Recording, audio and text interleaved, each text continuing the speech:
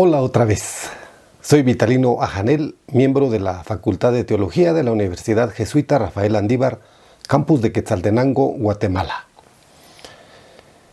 En este episodio hablaremos de los relatos del nacimiento y la infancia de Jesús, así que le invito para que se quede hasta el final. Comencemos. De Jesús a Cristo. Conociendo al Jesús histórico para llegar a proclamar al Cristo de la fe.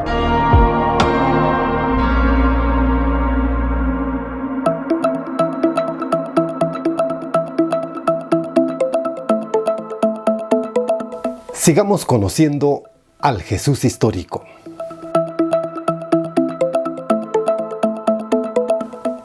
Ahora, nuestra fuente será el teólogo y ecologista brasileño Leonardo Boff y su obra Jesucristo Liberador, incluida en su colección Jesucristo y la Liberación del Hombre.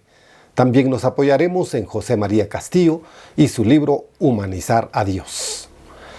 Dice Boff que las escenas familiares del nacimiento, descritas por Lucas y Mateo, pretenden ser más proclamaciones de la fe acerca de Jesús Salvador que relatos neutros de su historia. Los relatos del nacimiento de Jesús y la celebración de la Navidad son una fiesta para el corazón.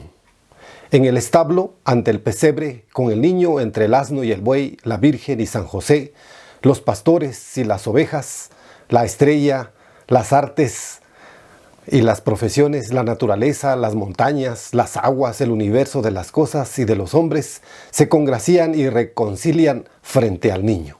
Pero Boff se pregunta, ¿qué ocurrió realmente en la Navidad?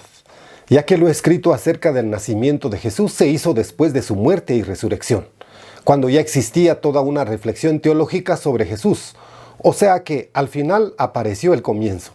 La infancia de Jesús se pensó y escribió a la luz de la teología y de la fe que tuvieron su origen en torno a su vida, muerte y resurrección.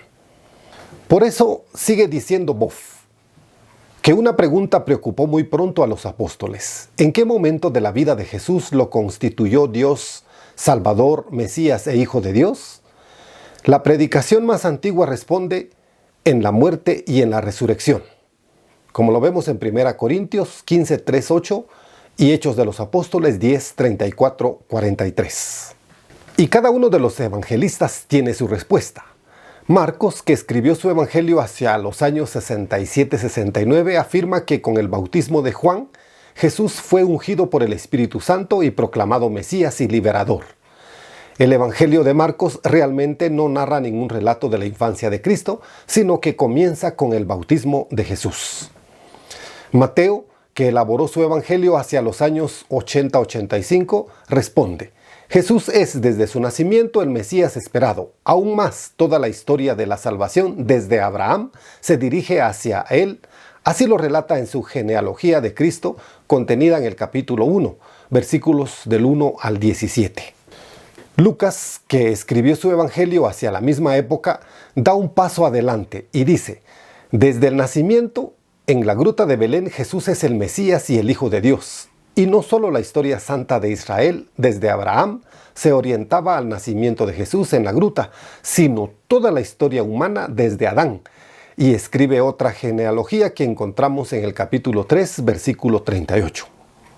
Por fin viene Juan hacia el año 100, heredero de una larga y profunda meditación sobre quién era Jesús, y responde: Jesús era el Hijo de Dios ya antes de su nacimiento, en su preexistencia junto a Dios, mucho antes de la creación del mundo, porque en el principio existía la palabra, y la palabra se hizo carne y habitó entre nosotros. Lo leemos en el capítulo 1, versículos 1 y 14.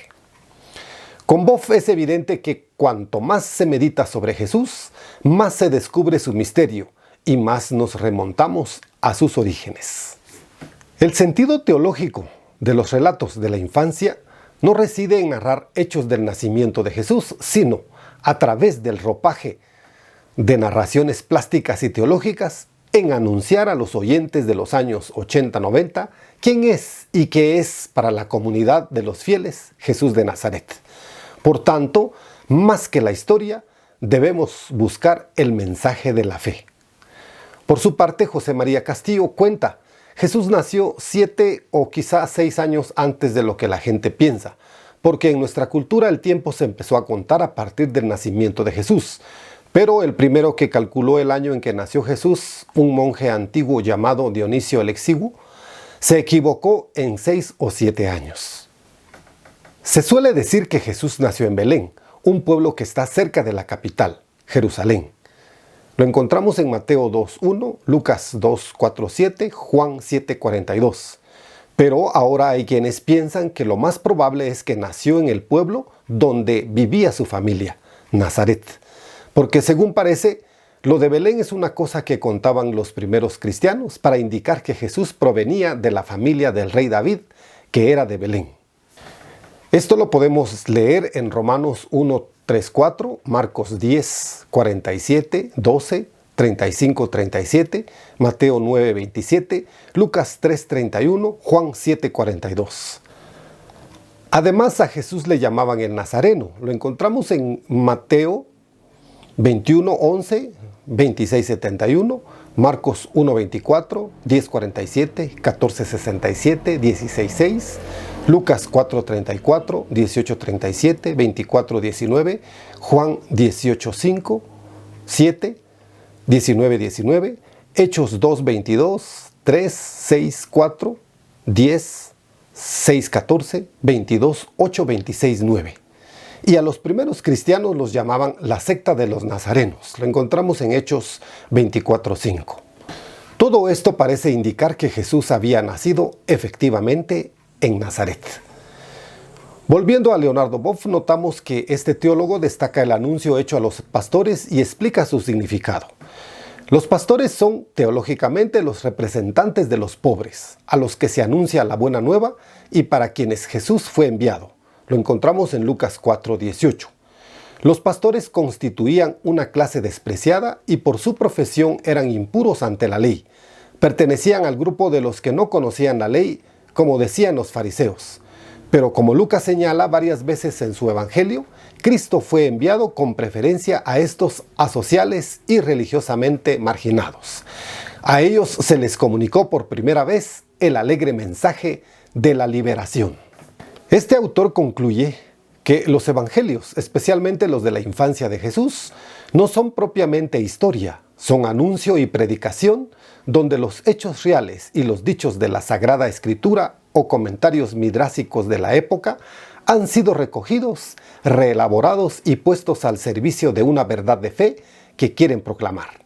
Por eso, el magisterio oficial de la Iglesia Católica recomienda al intérprete de la Escritura que para conocer lo que Dios quiso comunicarnos, debe estudiar con atención lo que los autores querían decir y Dios quería dar a conocer con dichas palabras.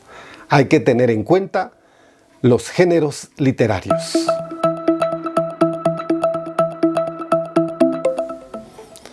En el siguiente episodio de esta serie hablaremos de Jesús como hombre de aldea. Nuevamente, muchas gracias por su atención y no olvide que debemos conocer al Jesús histórico para llegar a proclamar al Cristo de la fe, con razón, sin fanatismos ni fundamentalismos. Hasta el próximo episodio. De Jesús a Cristo. Conociendo al Jesús histórico para llegar a proclamar al Cristo de la fe.